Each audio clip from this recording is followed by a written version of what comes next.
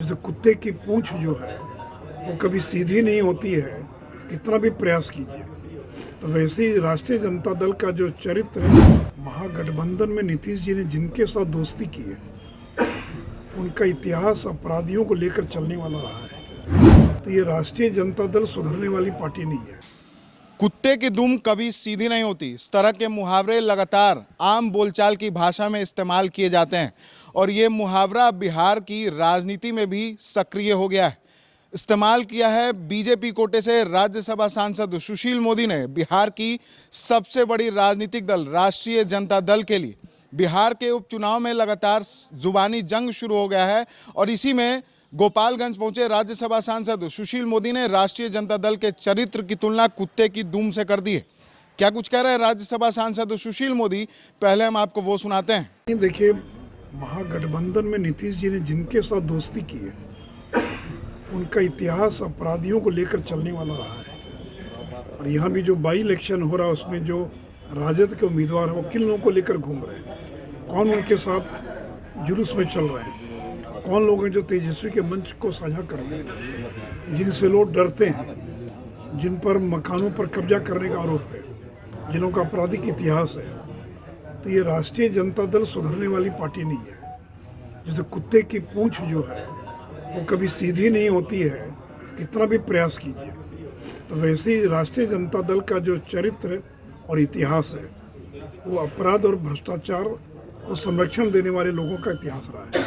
तो ये सुधरने वाले लोग नहीं हैं, बिना अपराधियों के ये शासन में नहीं आ सकते। इसलिए इनकी जो पूरी ताकत है वो अपराधियों को संरक्षण देकर ये अपनी ताकत इकट्ठा करते हैं, ताकतवर बनने का काम करते हैं। इसलिए नीतीश जी ने जैसे पार्टनर बदला तो बिहार में स्थिति खराब होने लगी, लोग डरने लगे, लोग भयभीत हो गए, लोगों को डर लग रहा कि जंगलराज लौट कर ना जाए।